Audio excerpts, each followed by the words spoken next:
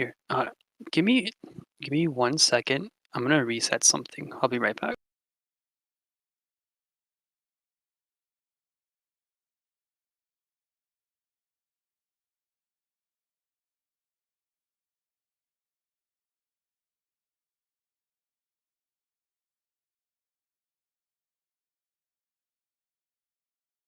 Okay, I'm back. Can you hear me? Okay. Let's see. Go ahead and share.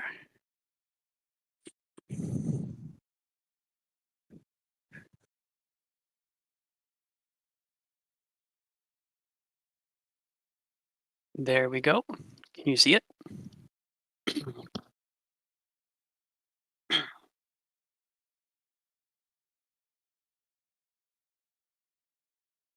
Okay. Is everyone here?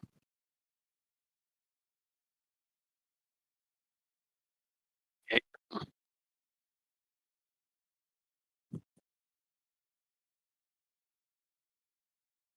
These nuts.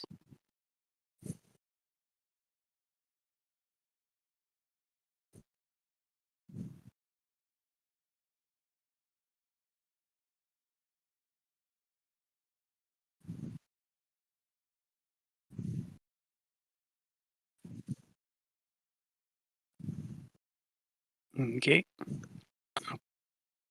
Let me know. Let me know when to start. Or you just introduced me, I guess. Whenever you're ready.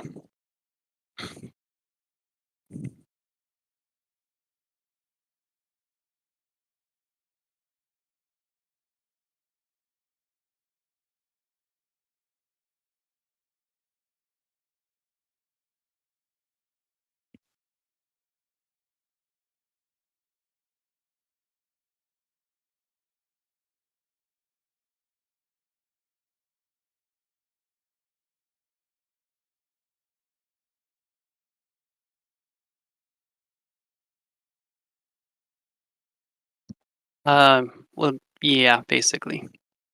Just general linguistics.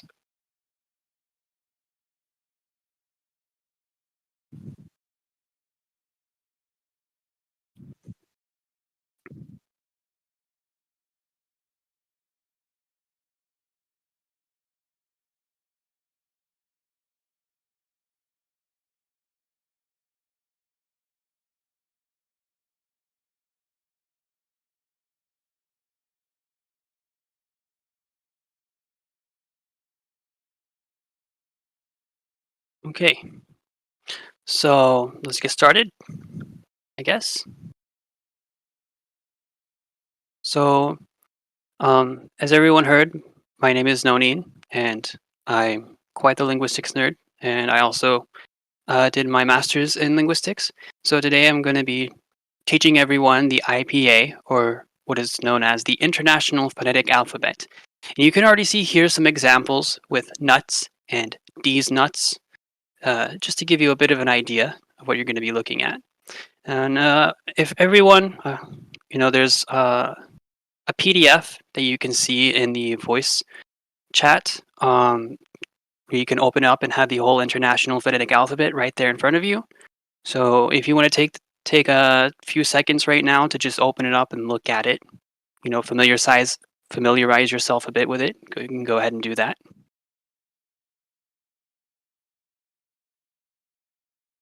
Okay, so first of all, what is the IPA exactly? So it's sort of a representation of all of the sounds that a human makes in language, with our mouth and our throat, but in written form. And so the goal of the IPA is to be able to write any spoken language in the world with precision. And the reason for this is usually orthography. So the way languages write themselves, the way native people actually write their languages is generally very messy. There's lots of exceptions. It doesn't fully capture the actual sounds of the language and what it and what sounds go into making the words. And just as a basic example, here we have the word thought in English. As you can see, you have all of these letters that come together and they don't necessarily correlate one to one with the actual sounds that go into producing this word. While the IPA, on the other hand, you can write this in just 3 characters very precisely, and anyone who has studied the IPA can read this word and know exactly how it sounds and how to pronounce it. And this system is used by linguists, lexicographers, language learners, and teachers, and all kinds of other people who just, it's very useful for learning languages or trying to record exactly how the language is spoken or sounds. And yeah, so let's go ahead and jump right into that. So before we really start talking about the IPA, you need to understand the difference between phonetic and phonemic. So phonetic is represented by phones, and a phone is any distinct sound in speech. So any sound that you can make with your mouth or your throat is considered a phone, and it doesn't necessarily have to carry any meaning. So whether it's or r or ka or ha or whatever, you know, those are all phones. A phoneme, on the other hand, is a speech sound that is used for distinguishing meaning, for distinguishing words in a given language. And a phoneme is a bit more abstract. So it might not represent a single sound, but it can represent a group of sounds or a group of phones. So for example, in English, what we represent or think of as the letter T is actually represented or actually represents 3 separate phones or sounds depending on the context in which it appears. And these are all called allophones. When you have multiple phones mapped to one phoneme, they're called allophones. So for example, top is T that's aspirated, stop is an unaspirated T, and then water is a simple tap. And phonemic, and then you have the phonemic inventory, which is basically all the phonemes of a language. And this does not mean all the sounds of a language. And so usually, let me see. Yeah, here we go. And so how do you know if something is a phoneme? This is where what we call minimal pairs comes in. So minimal pairs are basically a pair of words, 2 words, that are distinguished by a single sound. So if we look at English, right, you have the word gnat and the word nut. And the only difference in pronunciation between these 2 words is the vowel, with the first one having a, the second one having a. So therefore, a and a must be phonemes. In Indonesian, you have kajang and kacang. And so ja and cha are phonemes that distinguish words. Whenever you write a phonetic transcription, so you want to write the phones or exactly how the word is pronounced with all of the sounds, then you use brackets, as you can see here. And then for phonemic transcription, when you just want to write the actual phonemes, the sort of general sounds that represent, that actually make a difference in meaning, then you use forward slashes, as you can see here. So this is IPA transcribed phonetically and then phonemically. So moving on, we're going to talk about the human speech instrument, as I like to call it. So your throat and mouth are essentially like an instrument, a woodwind instrument, or like a clarinet, or maybe even a trumpet, where you essentially have this pipe, and at the bottom of the pipe you have your glottis, and it vibrates. So if you put your finger at the bottom of your neck, right, and you go like ah, you feel a vibration. That right there is your glottis, or your vocal cords, and they're vibrating phonemically, producing that vibration. And it's sort of similar to where you have a reed on a clarinet, or like if you use your lips on a mouthpiece of a trumpet and you go, you're providing that vibration for the sound. Then your tongue and these other articulators that are in the tube or your throat and mouth will change the shape of the pipe, which is where you get vowels, or will obstruct the airflow in some way, which is where consonants come from. So let's start with vowels, since vowels are the easiest to explain. So there's 3 dimensions that go into differentiating vowels. Height, which is whether or not your tongue is in a high position or a low position, or you can also think of it as your jaw being in a high or low position, or whether or not your mouth is more open or closed.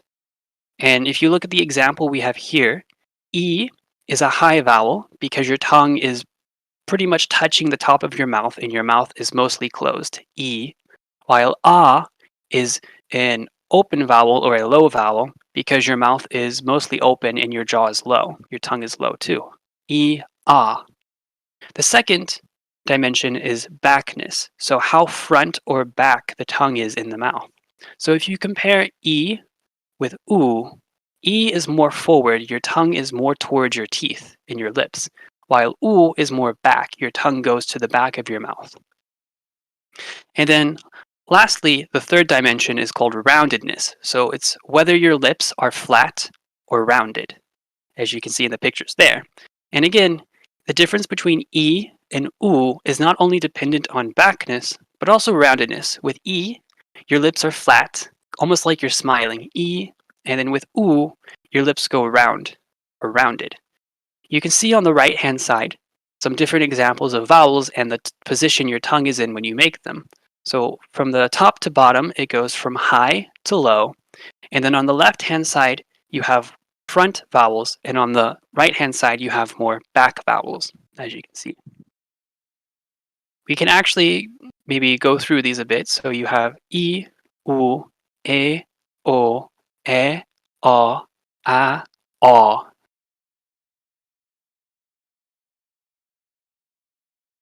Now, usually when you see vowels or you see like the phonemic inventory of a language, you're going to see a vowel chart like what you see here. And it's convention to put backness on the x-axis and height or openness on the y-axis. So, and then for each vowel that you have represented in this chart, in this table, you're going to have a pair with the unrounded on the left side and the rounded on the right-hand side. So if we go through a few examples here, you can repeat after me if you want. You have the front closed vowels. So E is unrounded, and then U is the exact same as E except you round your lips. So U.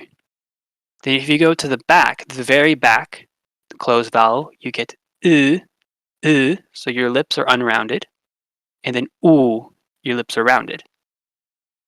If we go to the very bottom, for the open vowels, you get A for the front one, and it's unrounded, versus rounded. Then you get A for the back, and then all rounded. And yeah, there's a lot here, so we won't go through all of them, but just to give you the general idea. And here we have some pictures of risu, making different vowel noises. So you have E, U, E, A. You can really see how it affects the shape of the mouth. So moving on to consonants, for a brief introduction, consonants also have 3 dimensions to them. You have place, so where in the mouth the consonant is articulated. Manner, how it's articulated, so how the airflow is obstructed. And then finally, voicing, so whether or not your glottis is vibrating. And there's a typo here. So place is actually on the x-axis. So we have bilabial, dentolabial, and so on. That's all the place of articulation. And then on the left-hand side, the y-axis, you have the manner of articulation, nasal, stop, fricative, and so on. And then for each combination, often you'll see like a pair. And this is usually written where you have voiceless on the left-hand side and voiced on the right-hand side. And we're going to go into each of these dimensions in the following slides. So before we really talk about the place of articulation, manner of articulation, we got to talk about the articulators. So the things in the pipe, in our throat and mouth that actually move and do the articulation. So the first one is the glottis, which we've already talked about. It's at the very bottom of your throat. This thing that vibrates, you can actually use it to articulate consonants. So if, for example, in Indonesian, maaf, maaf, you have a glottal stop there. Ah, maaf, right? The pharynx is, not that common, I would say, cross-linguistically, but you have it in Arabic, and it's the very back part of your throat, very deep part of your throat. So, for example, this is a word from Arabic meaning wars. So, harub, harub, ha, ha, ha.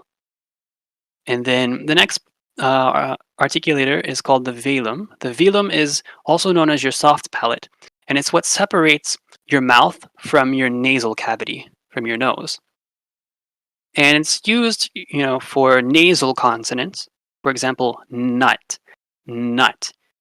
You basically lower your velum, and it redirects the airflow from going out your mouth to going out your nose, your nostrils. Nut.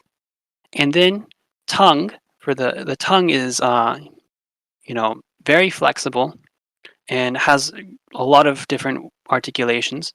So if you look at naruhodo, naruhodo, the N, the R, and the D sounds are all articulated with the tongue. And then lastly, you have the lips.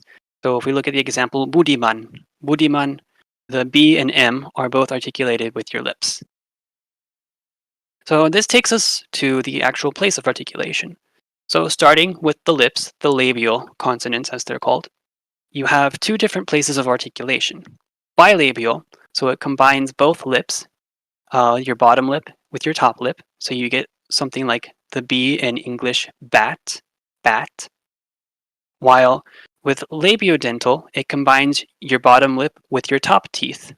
So you get something like the F in fat, fat.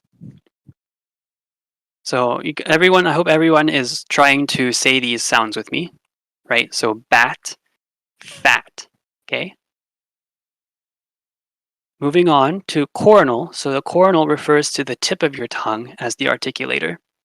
And then you have the places dental, so where it connects with your teeth. So as in English, TH, there, there. Then you have alveolar, which is where it connects to that bumpy part, the ridge behind your teeth, right? There's a fleshy sort of bumpy part behind your teeth. So it would be like the D in English, dark, dark. And then finally, you have retroflex, which is where the tip of the tongue curls back and hits the hard palate of your mouth. So for example, in Javanese, the word for like a dead body, batang, batang, is retroflex. Next, you have dorsal, which refers to the body of the tongue as the articulator. So the first place of articulation is palatal, so basically towards the front on your hard palate. And you have an example here from Indonesian to sing nyanyi, nyanyi, as a palatal consonant. Then velar is where it goes more towards the back, towards your velum, or the soft palate. So for example, the G in English, guys, guys, guys, is velar. And then lastly, uvular, which is the little fleshy bit that hangs off the end of your velum. And if you stick your finger back there and try to touch it, you might puke. And I highly advise not to do that. But you have it in languages like Kazakh, for example. So here, this word is pronounced Kazakh, Kazakh, ka, ka, ka, ka. And then lastly, we have the laryngeals, which is articulated with the larynx, so basically the deepest part of your throat. So we already talked about the pharyngeal consonant for the Arabic example, harub, roob.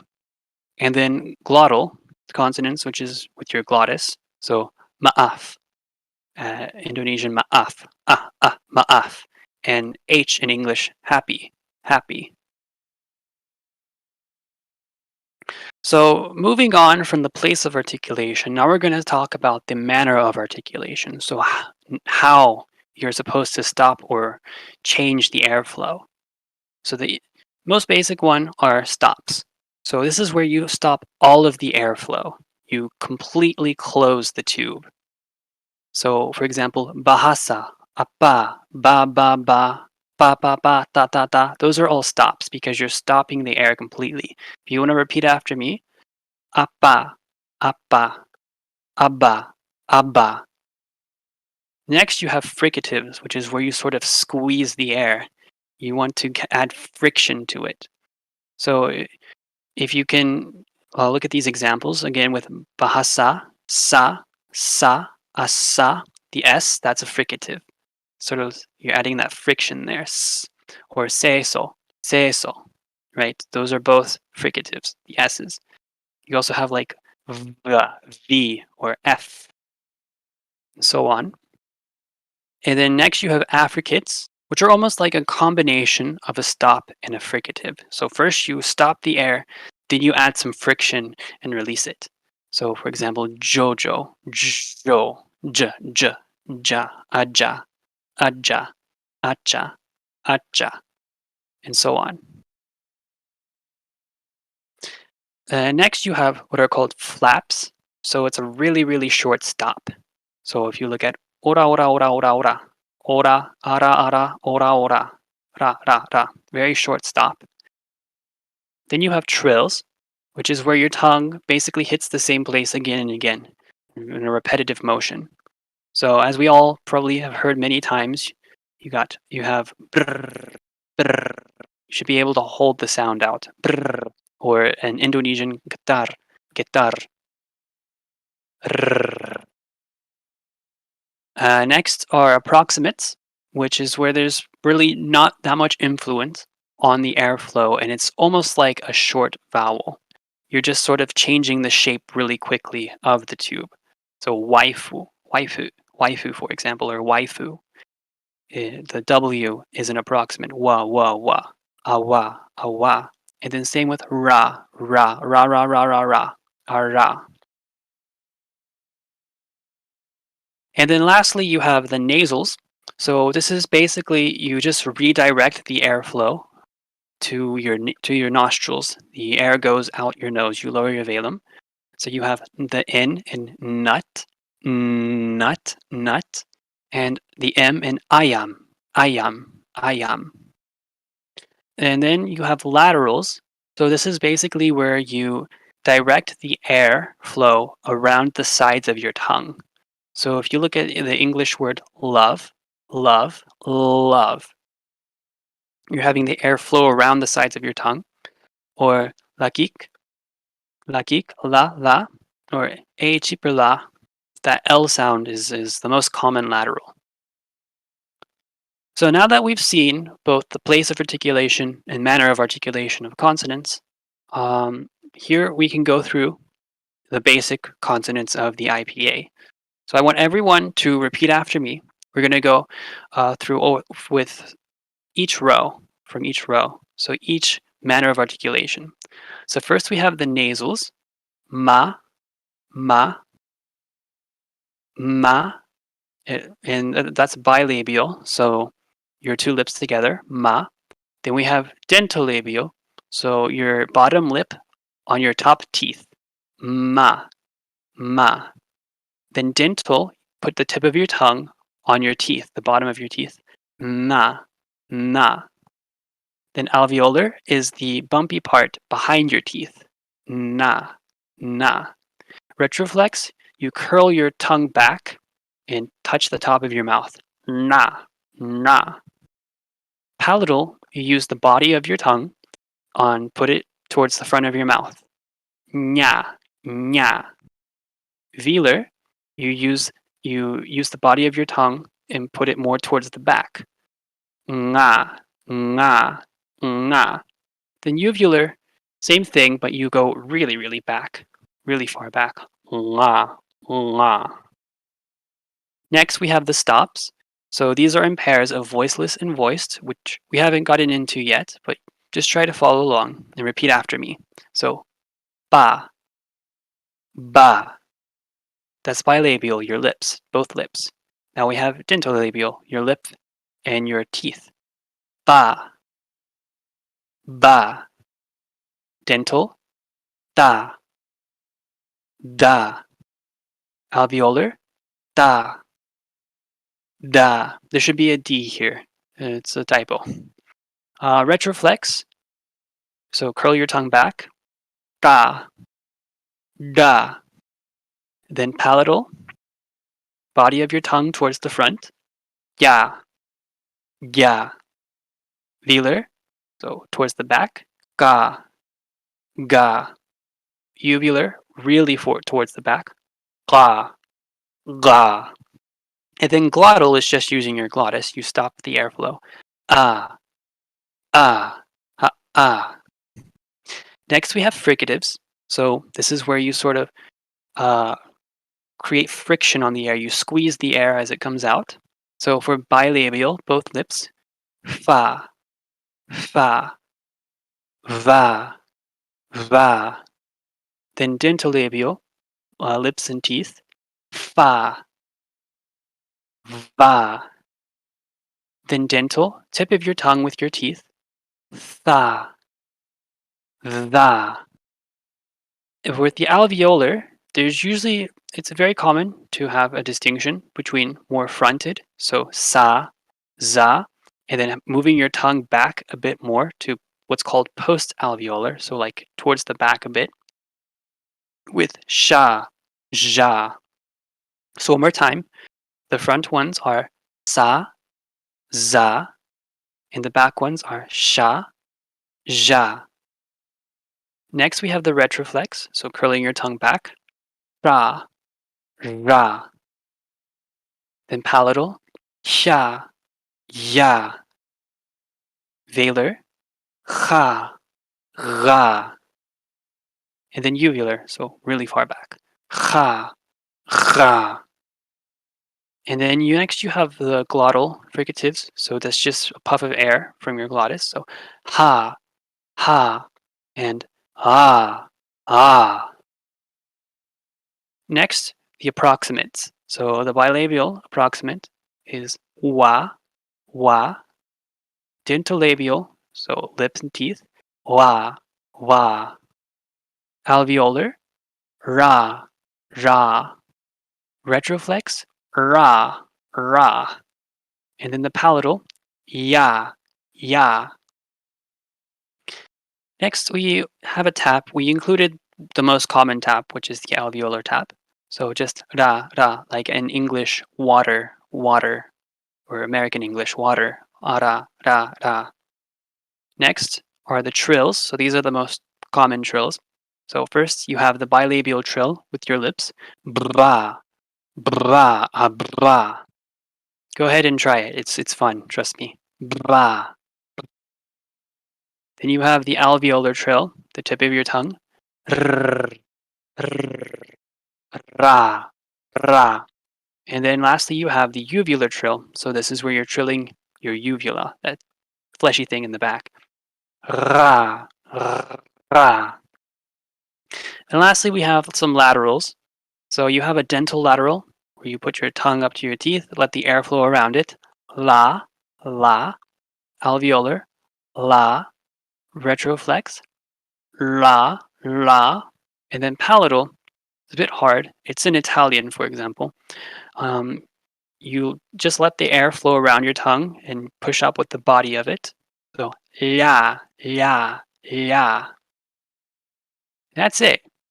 Now we get to talk about the phonation and voicing. So voicing is basically what your glottis does for consonants. So it can either have no vibration, which results in voiceless, or you can have vibration, which results in voicing. You also have what's called aspirated, which is where you let a puff of air come through, And if you have no vibration, it's called aspirated. And if you have some vibration, then it's called breathy. To demonstrate this, first I have some voiceless consonants here. So you can repeat after me again. Ba, da, ga, za, sa. Voiced, you're going to have that vibration of the glottis. You can maybe put your finger on your throat and make sure you're vibrating. So ba, da, ga, za, za, and so on. For aspirated, you can put your hand in front of your mouth and you should feel a puff of air whenever you make an aspirated sound. And this is written with a small h in the corner of a voiceless consonant. So you have pa, ta, ka, ta, sa, and so on. Lastly, breathy is your voice, so you have the vibration, and it's written with like the voiced glottal fricative in the corner of a voiced consonant. Again, you can put your finger on your throat to make sure you're vibrating. So ba, da, ga, za, za, and so on. So in addition to these different distinctions of voicing or phonation, you also have other things such as ejectives. So ejectives are like usually a voiceless consonant written with an apostrophe in the corner. And it's articulated by closing your glottis, and then you have the front articulation, so it may be bilabial if it's like a P, or alveolar or whatever, where you close that as well, so it's a stop. And then because you have two closing points, you can then increase the pressure by sort of squeezing, like pushing your glottis up in your throat, and then you release it, and you get sort of a beatbox type sound. So ah, ah, ah, ah, ah, ah, and so on. Conversely, you also have what are called implosives. So it's the same thing. You close your glottis, and then you have the front articulation. In this case, I think it's always a stop. And then because you have those two closures, you can then decrease the pressure of the air in between by pulling your glottis down in your throat and then releasing. So you get something like ba, da, ga, ba, da, ga. And then lastly, clicks are very complicated, and this is like a major oversimplification. But just to kind of touch on it, usually you have a velar stop of some kind, and then some other frontal articulation. So maybe with your lips, bilabial, or with the tip of your tongue, alveolar. And then you decrease the pressure between those two stopping points, and then you release it from front to back. So if you look at the circle with the dot, that symbol represents a bilabial click. And so it would sort of be like a smacking or a kissing noise, like ah, ah, ah, like that. Or the next one is a dental click, ah, ah, ah. An alveolar click, ah, ah, ah. And a lateral click, ah, ah, ah. Something like that. Now, this is important because many languages will have varying voice distinctions with their consonants. The most common being a two-way voice distinction, and you have different ways that languages do this. So the most common is found in Indonesian, Russian, Spanish, French, and so on, where they distinguish voiceless versus voiced. So if we look at an example from Indonesian, you have kapur and kabur, where the difference is the voicing, ba versus ba, right? In Russian, you have shit and zhit, to sow, to live. Another somewhat common way for a two-way voice distinction that exists in Mandarin, Icelandic, Gaelic, and so on is aspirated versus unaspirated. So there's no voicing whatsoever with the consonants. If we look at an example from Mandarin, you have 兔子 versus 肚子. And the only difference is the aspiration on the first consonant. And then another example in English and German is what's called tenuis versus fortis, and it's a bit more abstract, where it sort of groups sort of different voicing distinctions together in certain contexts. So in the case of English, if it's tenuous and it's at the beginning of a word, then it's aspirated. But if it's in a consonant cluster with an S, for example, then it becomes unaspirated and it's just voice. So if you put your hand in front of your mouth and you say pot, a native English speaker has a puff of air coming out. But in the word spot, there is no puff of air. And then this contrasts with the fortis, which in the beginning of words is voiced as bot, bot. At the end of words, however, there's usually no aspiration, and with the tenuous, and it's just unvoiced. But with the fortis, it actually causes the vowel of the word to become long. And in some speakers, they may even devoice the stop altogether, or the fricative. And so here you have pot versus pod, pod. And so you can hear the difference in the length of that vowel, pot, pod, which is dependent on the fortis consonant. Next, we have three-way voice distinctions. So an example being Thai or Hokkien, where they distinguish voiceless versus voiced versus aspirated. So if you look here, you have ba, pa, and ba, which are all different words distinguished only by the voicing or phonation. Georgian, on the other hand, has the three-way distinction between aspirated, voiced, and ejectives. So if we look at this example, you have pari, bari, and ari. And then for Vietnamese, the distinction is aspirated versus unaspirated versus implosives. So here, in this example, we have toi, toi, and doi, which are all distinguished by the initial voicing. And as for Korean, just don't ask. It is way too complicated and messy, and not everyone agrees on it, so I'm just going to pretend like it's not there. And then lastly, you can also have four-way voice distinctions, as in Hindi. So they have voiceless versus aspirated versus voiced versus breathy. So if you look at this example, you have bal, pal, bal, and bal. I'm not sure if I'm pronouncing breathy correctly, so sorry for any Hindi speakers out there. But yeah, if you're learning Hindi, good luck.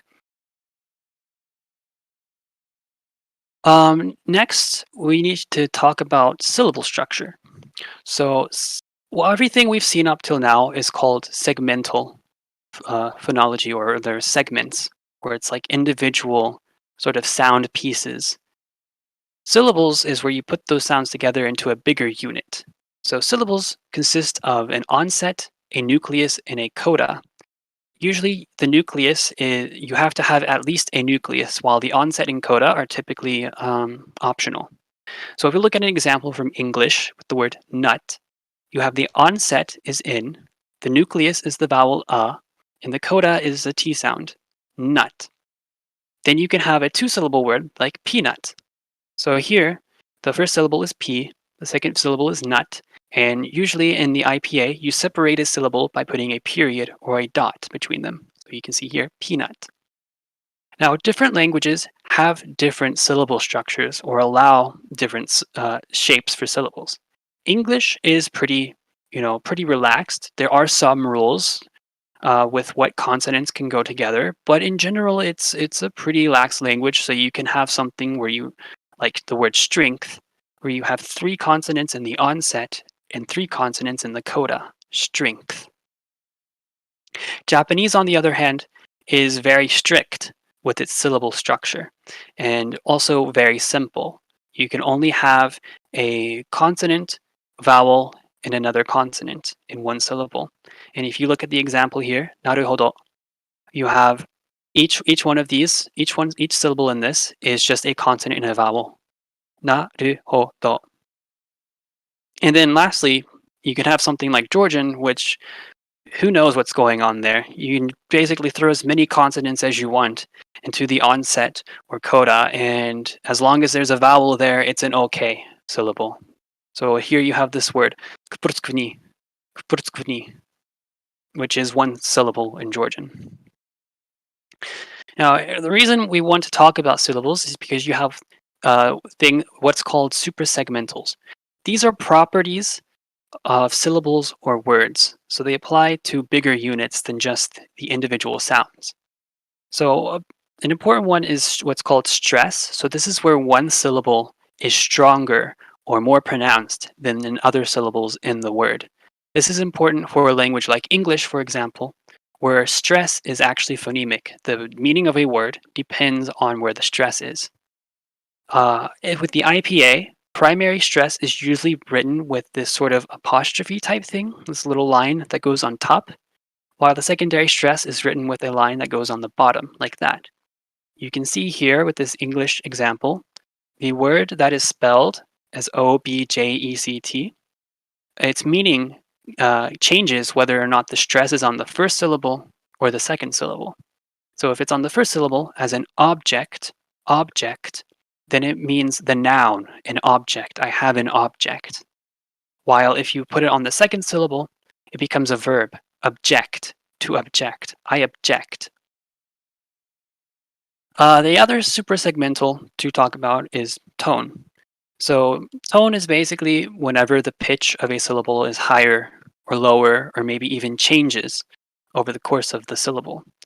And tones are usually written with what are called tone letters in the IPA. You have 5 of them, so going from the lowest to the highest.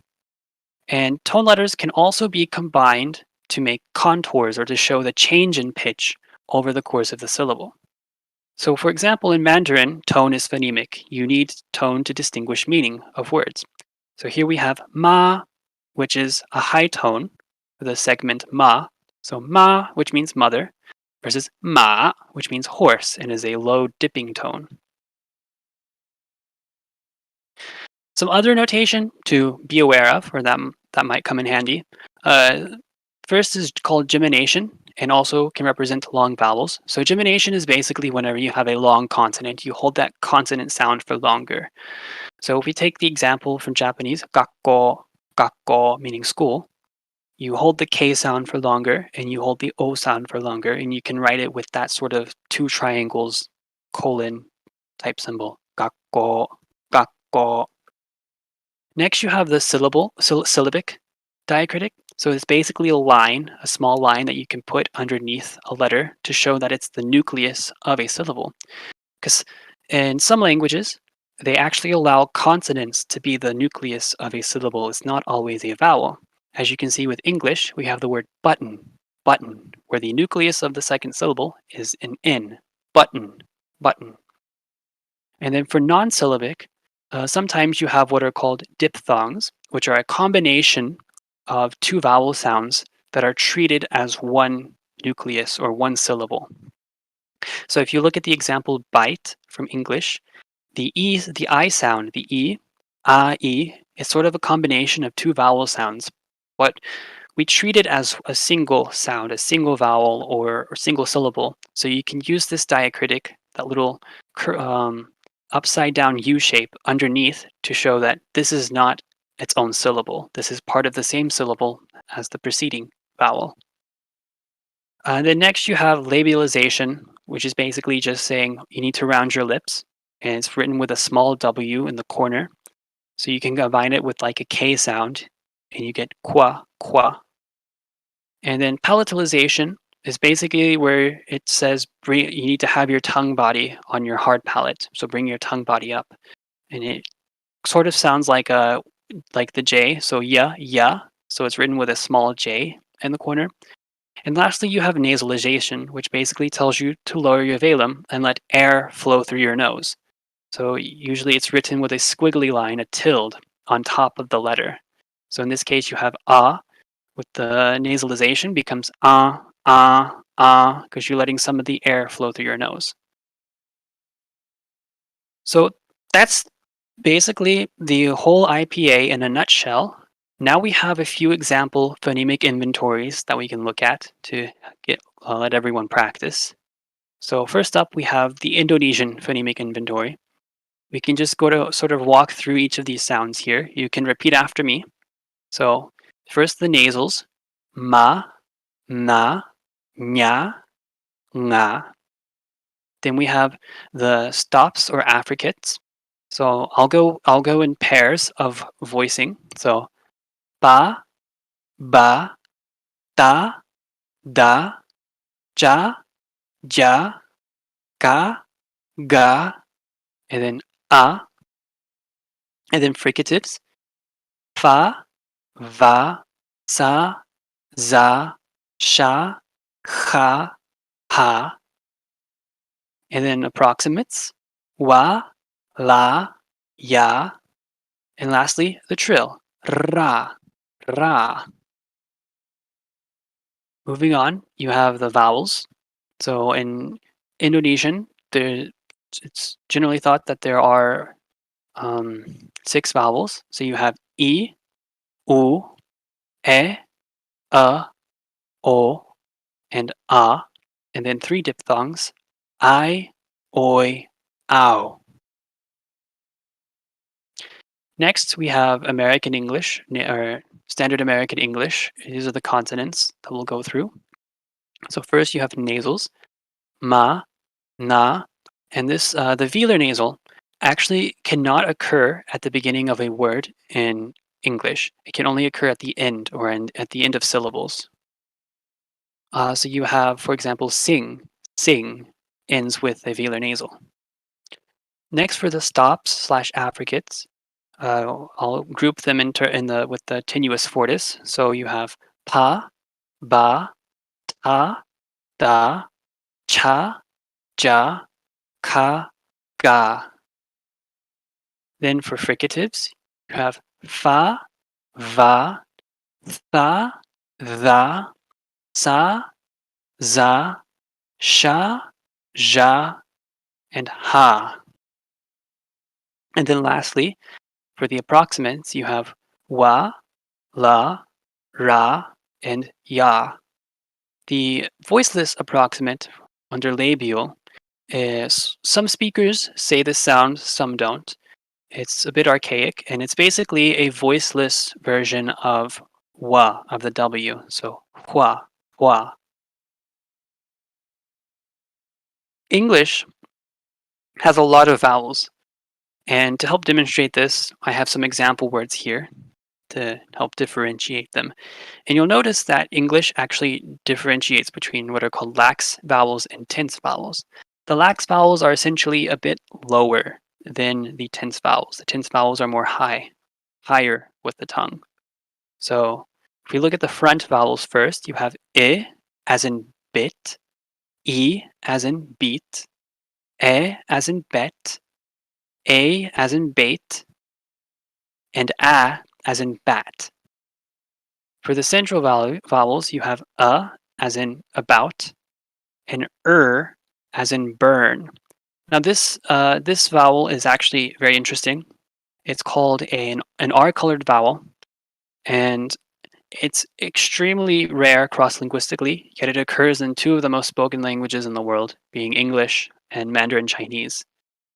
And it's notoriously difficult for second language learners and also for children that are growing up learning American English. This is one of the last sounds that they actually acquire.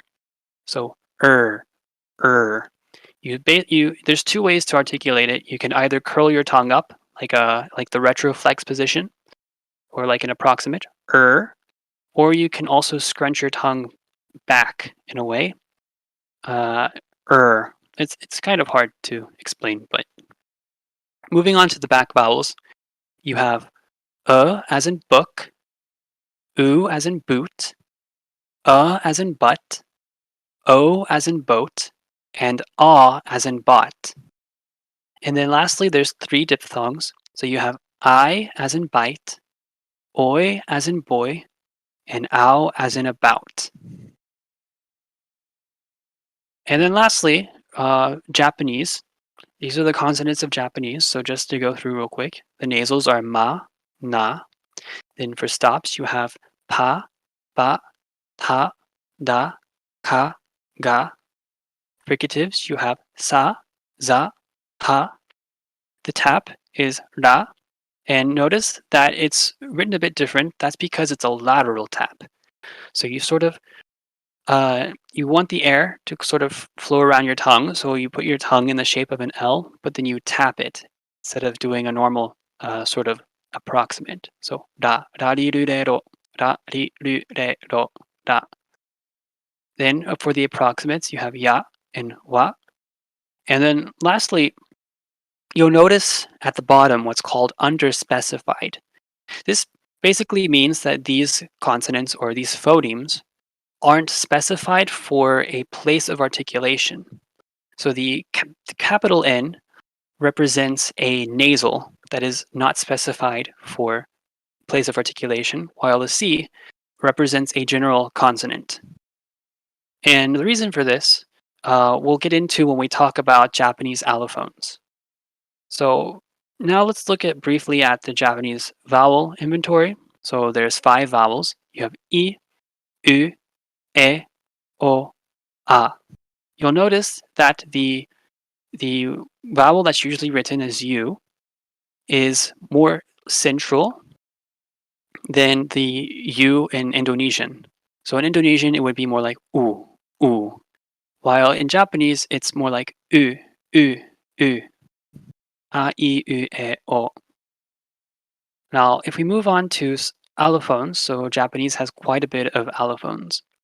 So the first one is if you take the sounds represented by T, D, S, and Z, so ta, da, sa, za, and you combine it with the vowel E, then it results in these phones or these sounds. So you get chi for da and E, chi, then you get ji, shi, and ji. So here we have the word for 7, shichi, shichi. You'll notice that underlying phonemically it's written S-I-T-I, but phonetically you would write it as shichi, shichi. Then when T or D, ta or da are combined with U, they become tsu and zu, tsu, zu. So here we have the word itsu, itsu. So phonetically, you can just write it as ta, u, itu, but it becomes, due to the allophones, it becomes itsu, itsu. Next you have, wherever you have ha combined with u, it becomes fu, becomes that bilabial fricative, fu, fu. So for example, in the word futatsu, futatsu, two, you'll notice that it becomes fu, fu, that bilabial fricative. Lastly, with the underspecified consonants, they assimilate to the place of articulation of whatever consonant follows them in the word.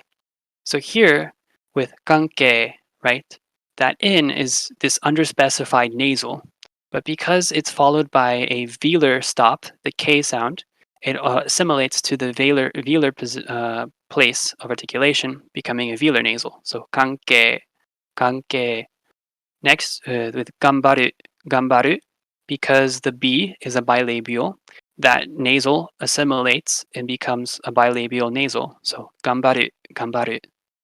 Then lastly, gakko, that C is the underspecified consonant, and it basically just copies whatever consonant follows it. So here it becomes a K sound or a velar sound, and you can either write it as 2 Ks or you can use the geminate diacritic. So gakko, gakko. And that's it. That's the whole IPA in a nutshell with some examples for everyone to see. So thank you. Thanks for watching. We'll take questions now.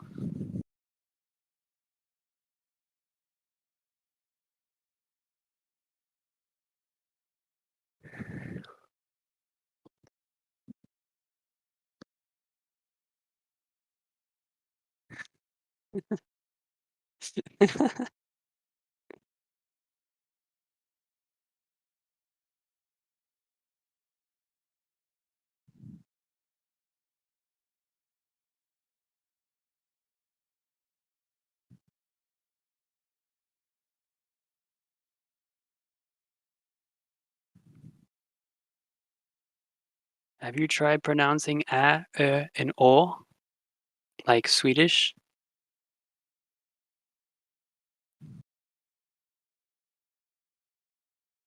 depends. Like,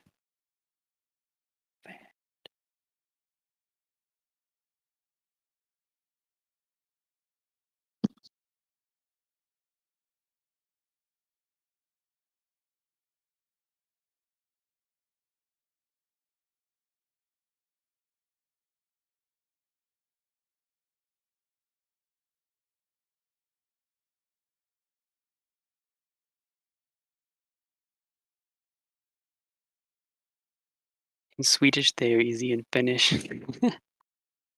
well, Finnish doesn't even have the it's called ruotsalainen o, like literally Swedish o. So they just pronounce it as an o sound. A, ö, o.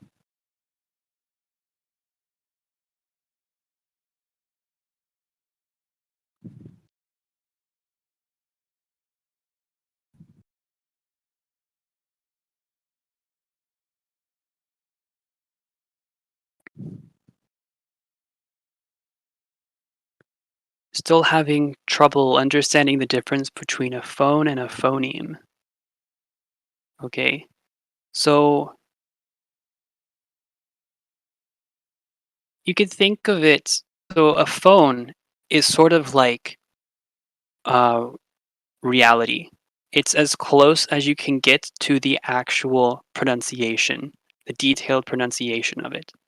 While a phoneme is sort of the abstract representation in like a native speaker's brain, so to say, and how they sort of group these different phones together.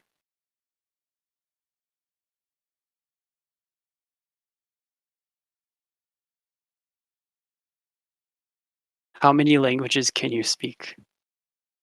Uh, too many.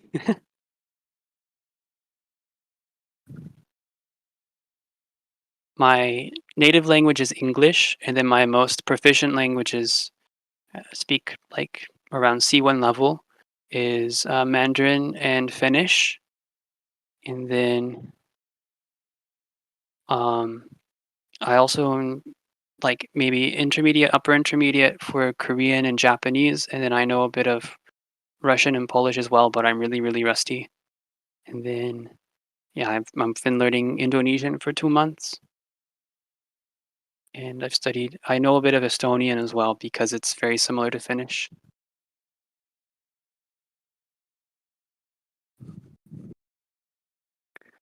Important question: are you Eofi? Wangi wangi wangi.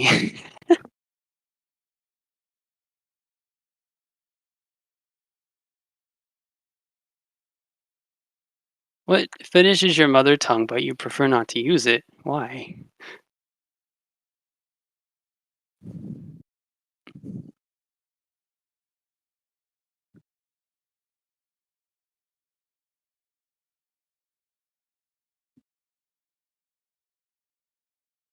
Yeah.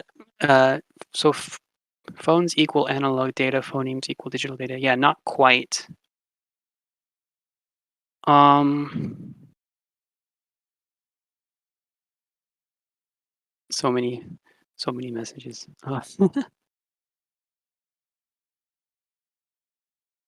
Because I rather use the other mother tongue, Swedish. Are you like Swedish Finnish?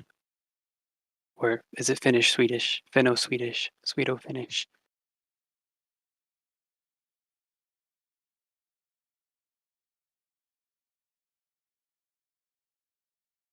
Oh, advice for language learners. So, well, if you know the IPA, it can help a lot when you're starting out and you're learning how to pronounce the language. So you can literally just pull up a grammar or even go on a Wikipedia page for the language you're learning and read about the phonology. And by understanding like sort of allophones, it can really improve your pronunciation and how to sound more native like. And then also a lot of it just comes down to practice and exposure. When you just hear the sounds over and over, they become more natural for you. And then beyond just the phonology, um, typically I'll find I'd like to find a textbook in the language that I'm learning, and I try to go for textbooks that are written in the language I'm learning, so no English or no any other language. So, like when I learn Finnish, I have this textbook series called Suomen Mestari, which is entirely in Finnish for learners of Finnish, and that way you're really forced to immerse yourself in the language. And then on top of whatever textbook I find, I go through all of the exercises. I really try to dissect all of the dialogues and texts. Then I'll also use an app or apps like Closemaster, for example, is a good one. I'll type it, Closemaster, and it basically gives you sentences where it leaves a blank, it leaves a word out, and you have to fill in the word that makes the most sense in the sentence. Then there's other apps like Anki for that I use for really for drilling vocabulary and stuff. And then also just watching lots of media. So watching movies in your language, in your target language, listening to music. I also like to dissect lyrics of songs that I like in other languages, and I really try to understand the meaning, um, and actually learn to sing along with it. So while I'm singing it, I also can understand having dissected the lyrics, and then it reinforces the meaning of those words as well. And also listening to radio, maybe even audiobooks or podcasts. Yeah. Okay, so many things.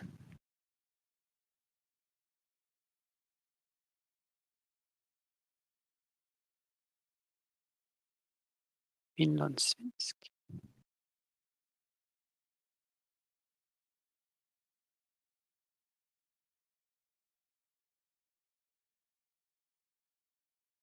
You say you've been learning Indonesian for 2 months. How was it from IPA point of view?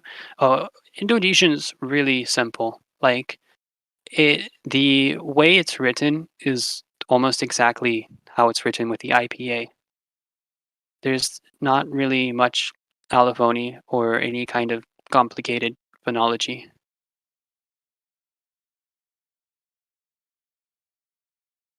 Letter which actually.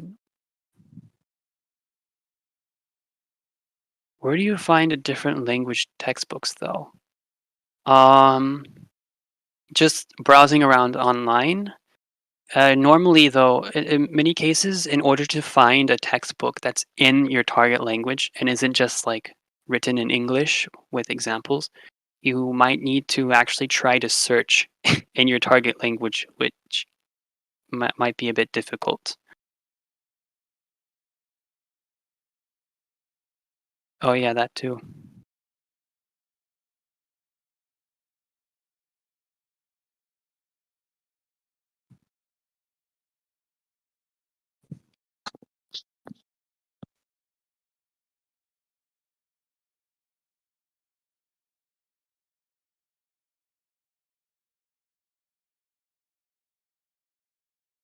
Yeah. How do you start remembering IPA? Do you hear the word, then the IPA, or the reverse? Um, the thing is, I've been studying and using the IPA since I was like 14, because I've been learning languages on my own since I was 14 essentially. And I also have a hobby of creating my own languages. So I've been experimenting and just drilling the IPA in my head over and over and over for like for 12 years now.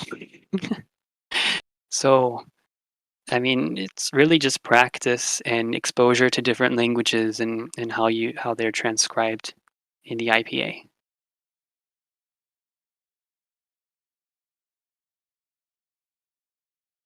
This is really interesting. Thank you very much. Someone's got the IPA.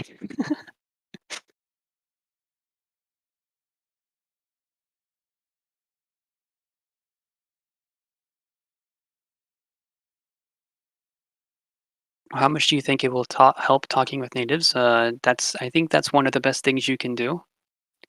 I mean, you really need both self study and like actual practice with people.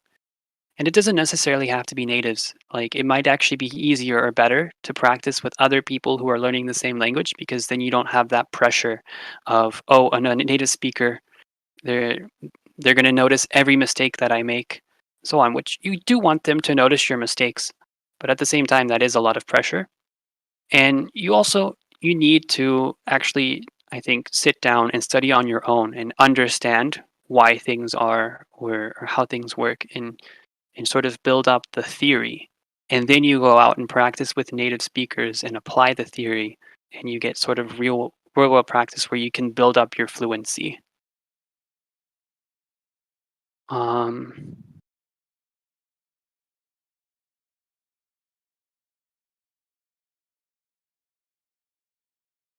I can't keep up with everything. Let's see. Nonin, are you a conlanger? Huh?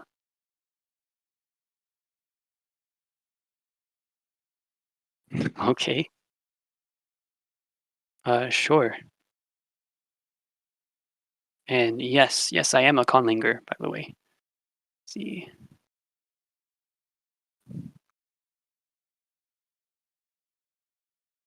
Ba.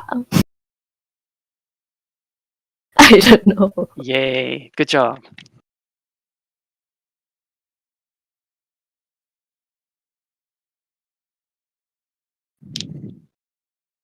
Oh, baka. Is baka stop the ba?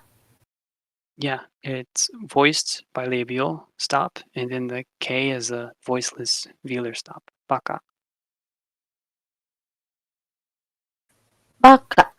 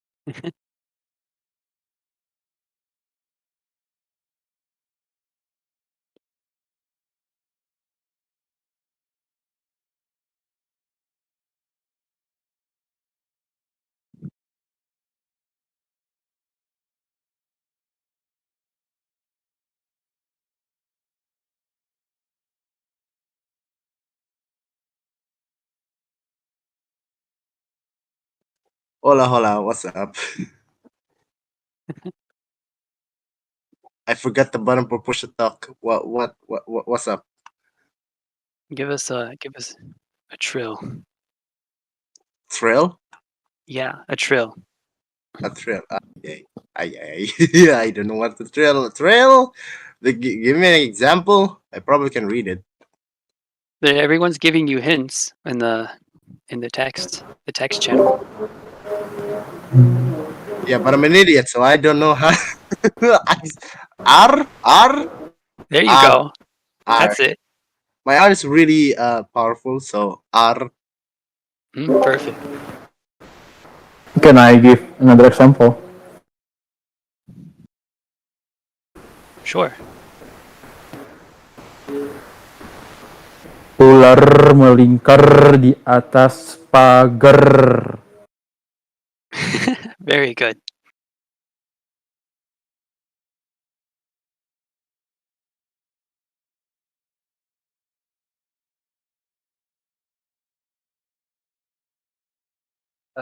Is it something like that?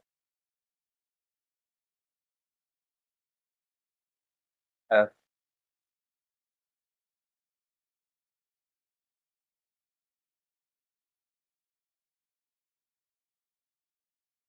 I didn't really hear anything.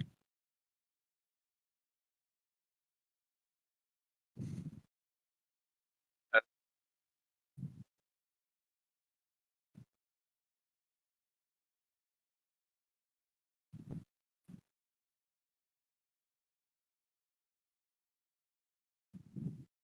Uh-oh.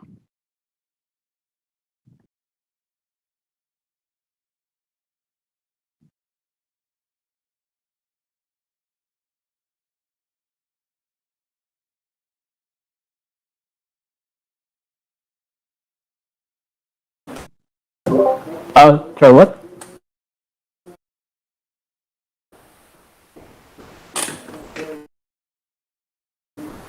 What is bilabial? So, With both your lips, 2 lips.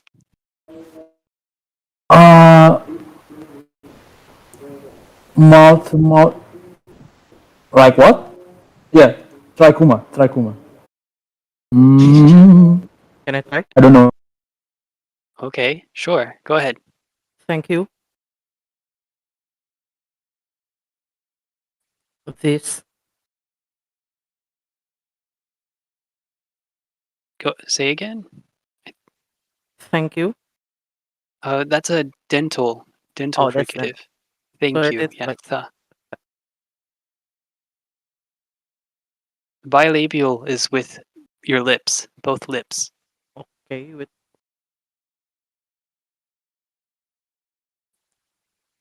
va, There you go. Perfect.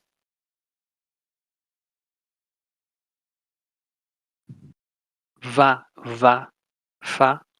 Like Japanese. Yeah, Japanese has Japanese. bilabial. Futatsu, futon. Festia zeta. Festia. Iofi. Iovi.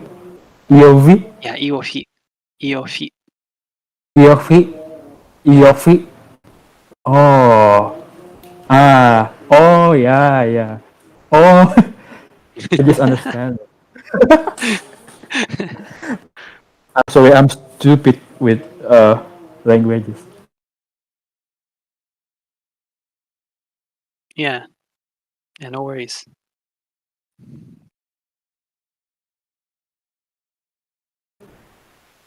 Oh, Iovi wangi. Very cool. Iofi, wangi, Very. wangi. The F in Iofi, if you're pronouncing it like Japanese, it's going to be bilabial. Iofi. I'm replying to Iofi. Philolith. But if you're pronouncing it like an English speaker or maybe Indonesian, then it'll be dentolabial, so with your teeth. So Iofi. Futari. Futari. Futari. Is that right? Close. Yeah. You want to sort Futari. of put your lips together and have a small hole, like you're whistling almost, and go Oh. futari. Futari. Okay. Yeah, there you go.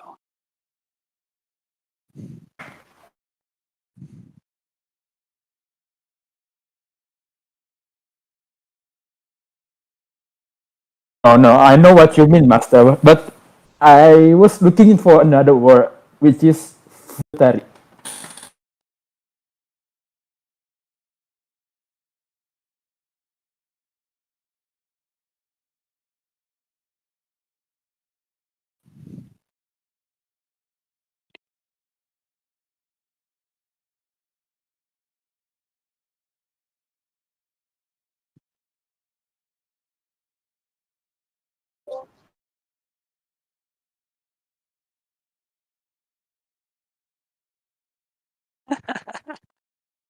get well Wah. soon.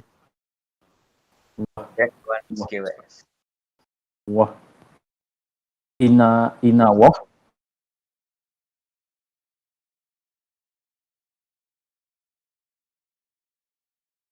Uh,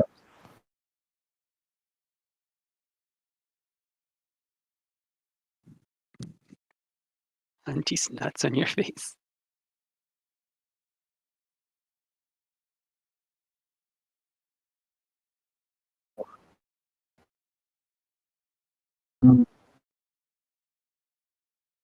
wah.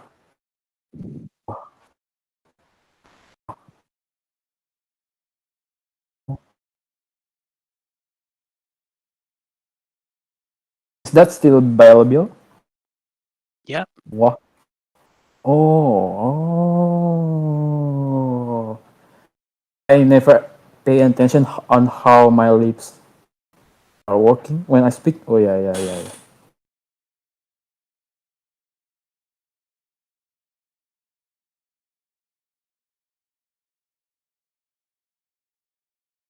Yeah, I've been doing that for the last 50 minutes. that's great. That's really good. Means you're a good student. Oh.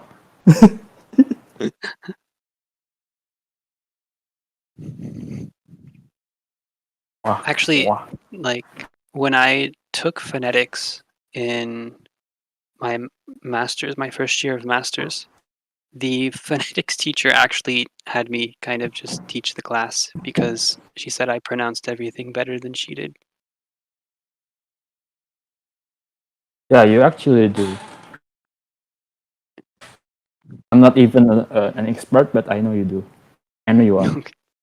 Thank you.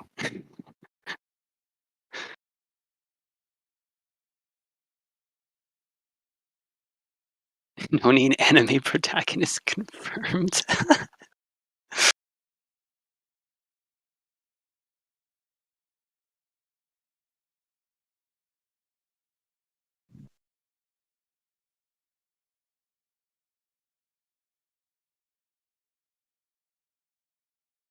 Yeah.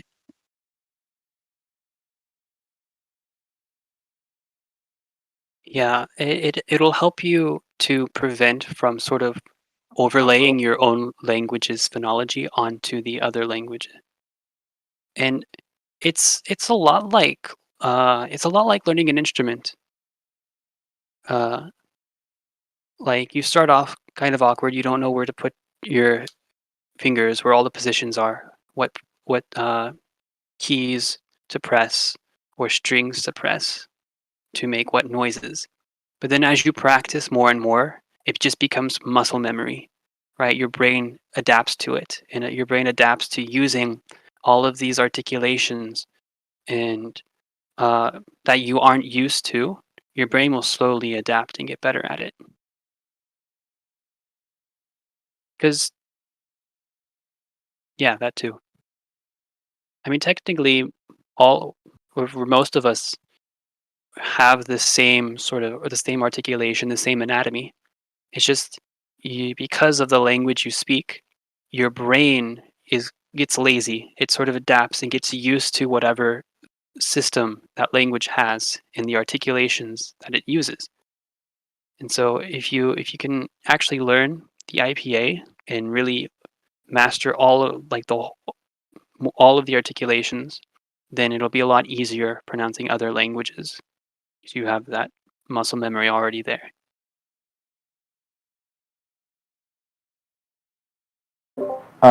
It's maybe it's not related to phonetic per se, but I just want to know. In Indonesia, we don't, as long as I know, we don't have a major that is concentrated in maybe in phonetic or maybe in linguistic in general. We have something like, for example, Indonesian linguistic, maybe Russian linguistic, French linguistic, and so on. So it is focused on the language itself. What language itself? Do you have any apa ya? Do you have any idea what kind of major if you want to take this kind of courses? Because I think one of my cousin loves language as much as you do. So I wanna help her to find that major because I don't think in Indonesia we don't have linguistic per se as a major. Like I think actually in most countries, I think that at least for undergraduate, it's not that common to have specifically a linguistics major. Instead, it's more common you have, like you said, a specific language major.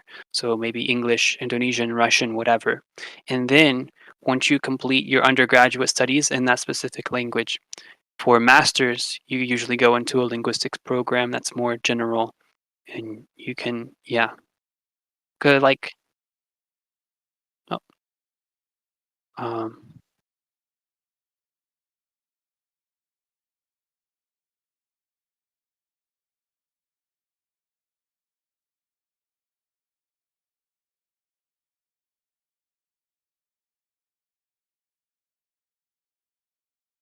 Yeah.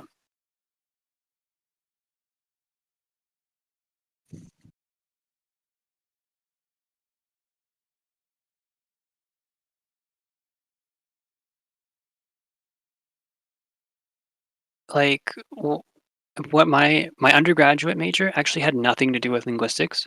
I went Okay. into what was called European cultures, and it was basically this sort of Oh yeah. amalgam of like history, art history, political science, and all of that, cultural studies. And all of the linguistics that I had done and learned was entirely on my own. And Okay. then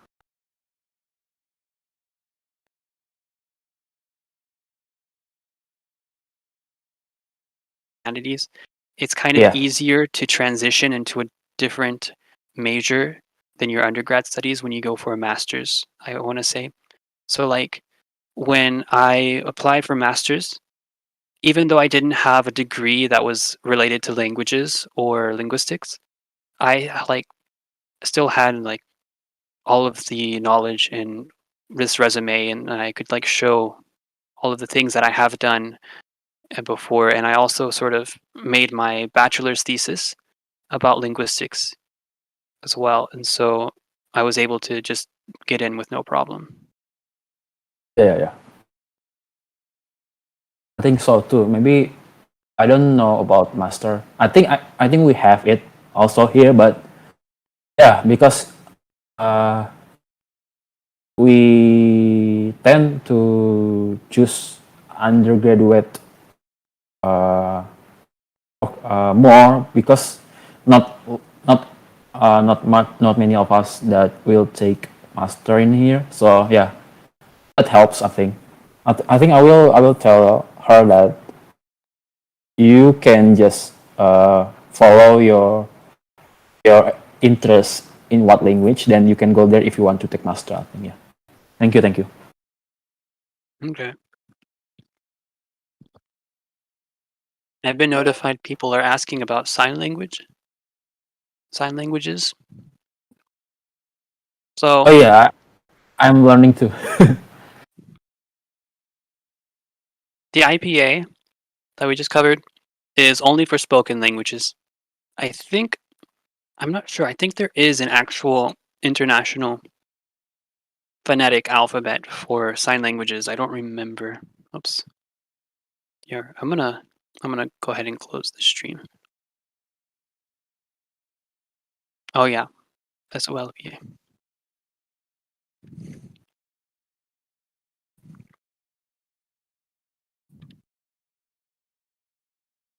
But I'm not sure how like how popular it is, so to say. Like, because I've seen more than one attempt at making a sort of universal sign language written alphabet.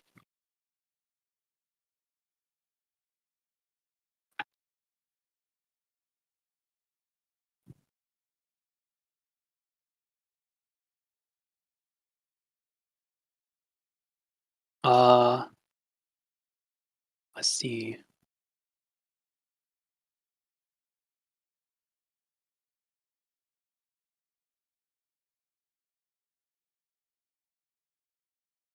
Can I ask about your conlanging work?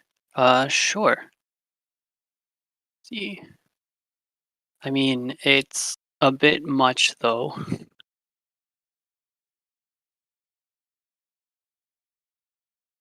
On YouTube. Uh-oh. Should I not have closed that out? Okay.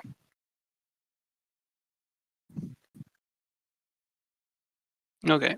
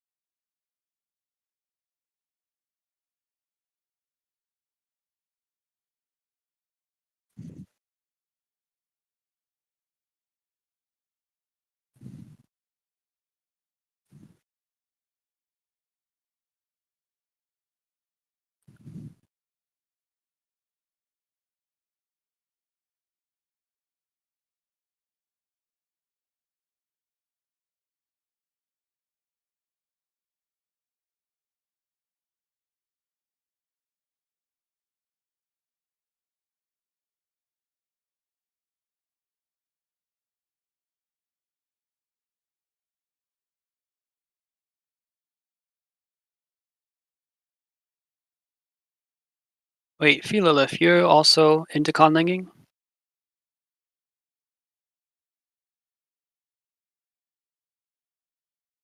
Oh.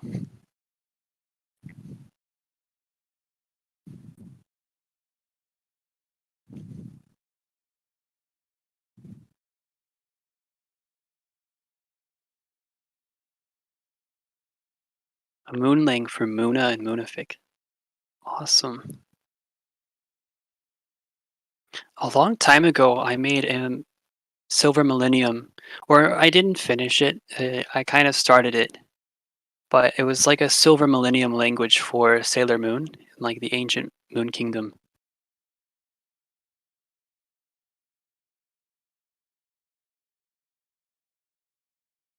Still have the notes somewhere. I didn't get that far with it.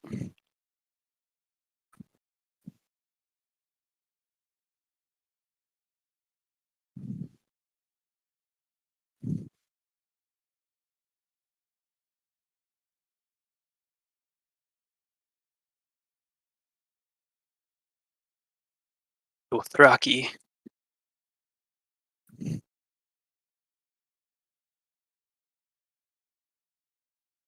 I've taken like the creator of Dothraki and High Valyrian and like a bunch of other languages on HBO. I've taken a selfie with him in front of the Rosetta Stone once. It was like the really crazy moment for me.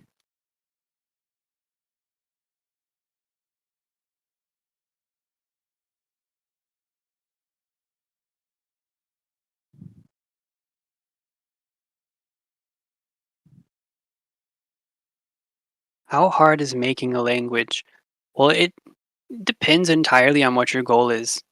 So you have many different types of conlangs. You have like the most common, I would say, is probably artistic languages. So really, it's entirely up to you as the creator, as the artist.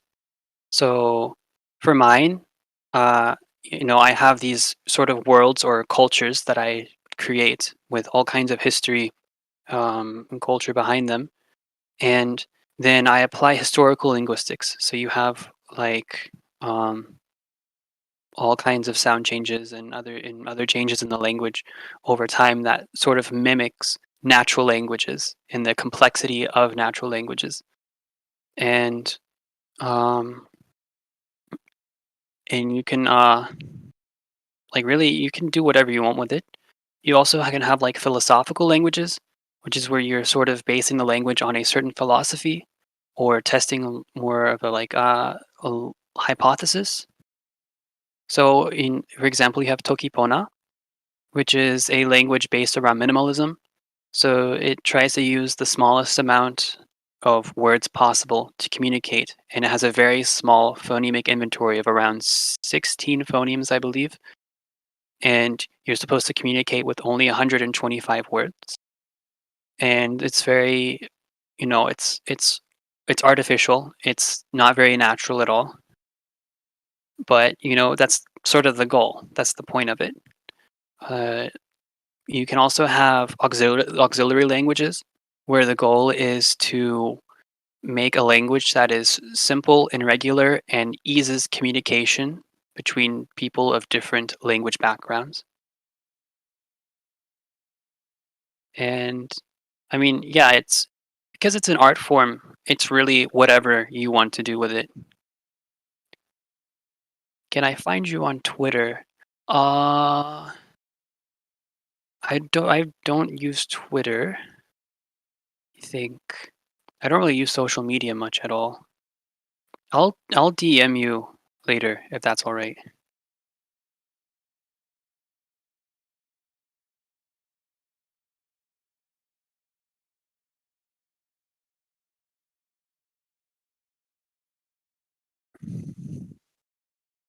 Yeah, sure. I just hopefully it doesn't turn into a tsunami or something.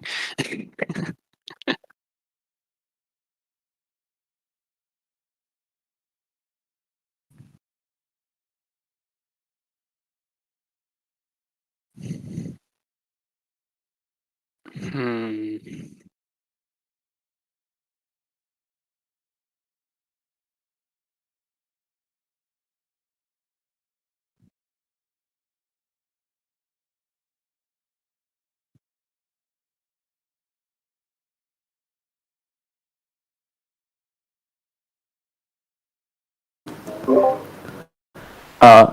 I don't know if it's related or no, but I find that learning speaking about like Japanese and Korean is a lot easier for us Indonesians because I think the way it is spoke, it's not that different between Indonesia and Japanese and Korean maybe because the It's like articulation the articulation is really clear I think, and like for example ajusi or maybe ajuma. Oh, apalagi ya, what else, well, kimchi.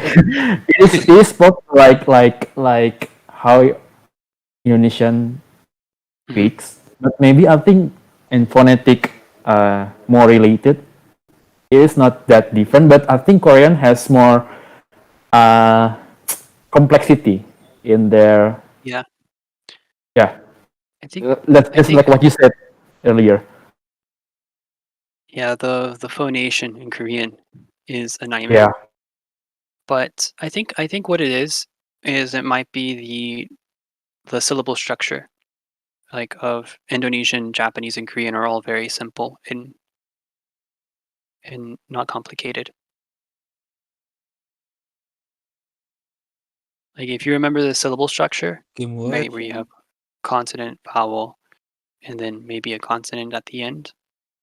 So Korean, Japanese, and Indonesian all sort of follow a similar syllable structure. And usually it's easier to go from a more complicated syllable structure to a less complicated one than the other way around when it comes to language learning, I think.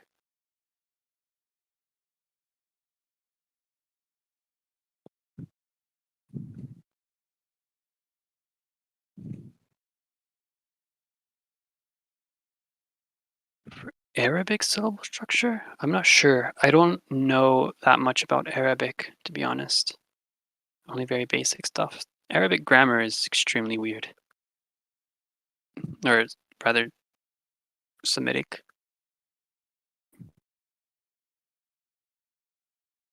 Like with the tri-consonantal roots, and then you place different vowels around the three consonants to get different words or derivations and even inflections. Like, I guess it's not weird if you're an Arabic speaker, but like from a cross-linguistic perspective, it's pretty unusual.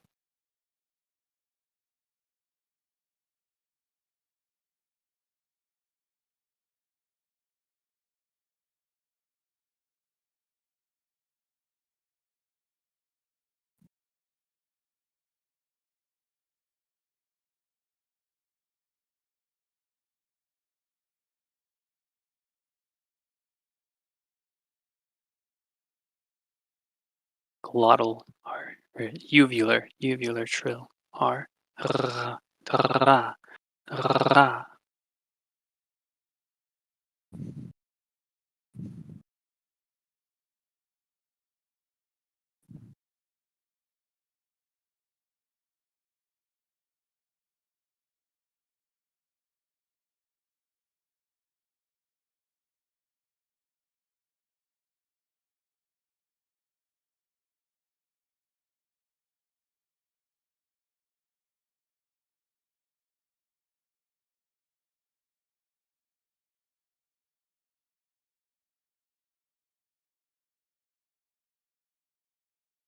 Croissant.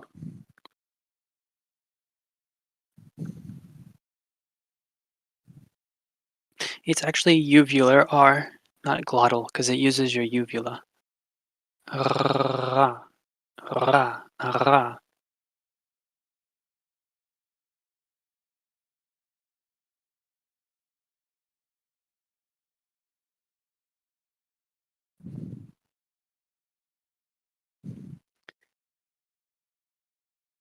I remember when Kobo said merci beaucoup to Kiara.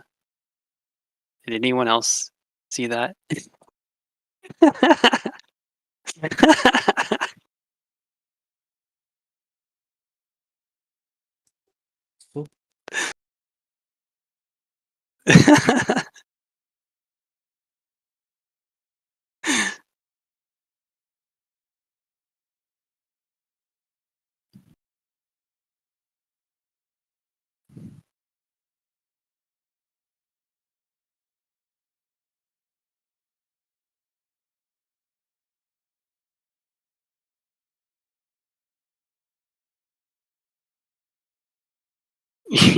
Rope.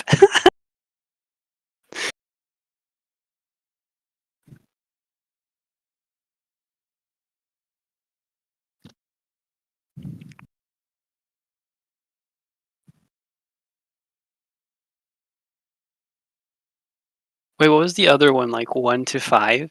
And she's like, where's 3, 4?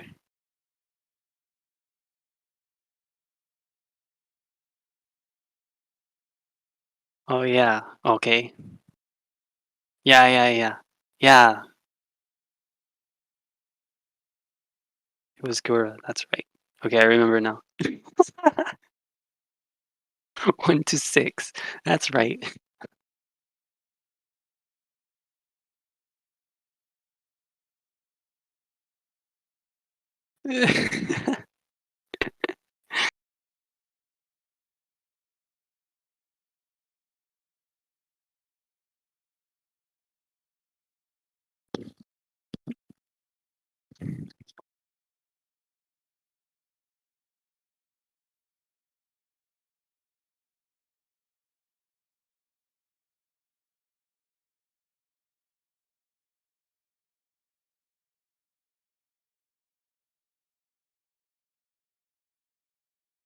Yeah, I'm learning Indonesian right now.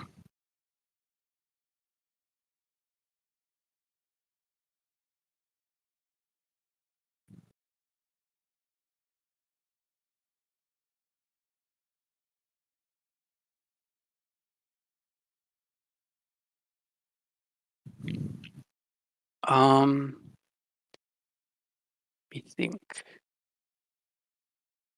Mostly for Indonesian, I've actually been using Duolingo because I think the Duolingo course for Indonesian is okay for the beginning, and then I'm also using Close Master on the side. And then I instead of it's not an audiobook, but there's a podcast on what do you call it? Spotify that I found that has like a series of sort of short stories and folk tales and all kinds of stuff in Indonesian that I just listen to a bunch, like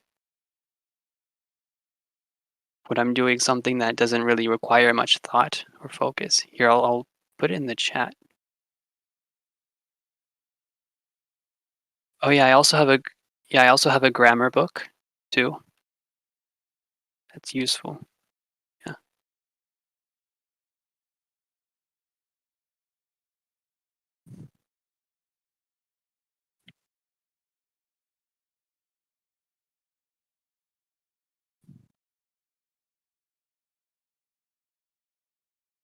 Do I write down everything I hear? Uh, not always. Not. I haven't really done that in a while. I haven't done that with Indonesian, but I do have done that with other languages. So like with Finnish or Japanese, I would listen to audio from textbooks and then I would try to type everything out. And I may even slow it down a bit just so I can keep up with typing.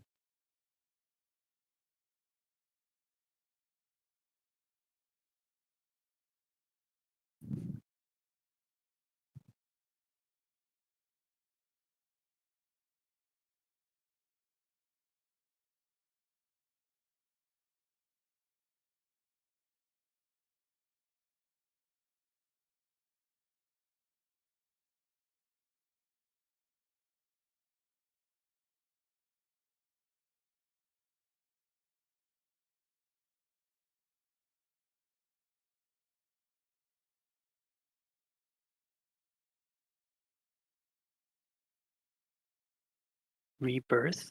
What is this?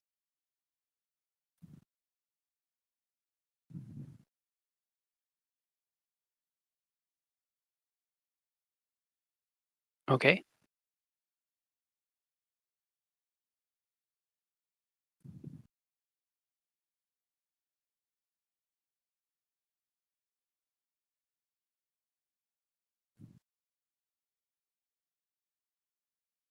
Oh.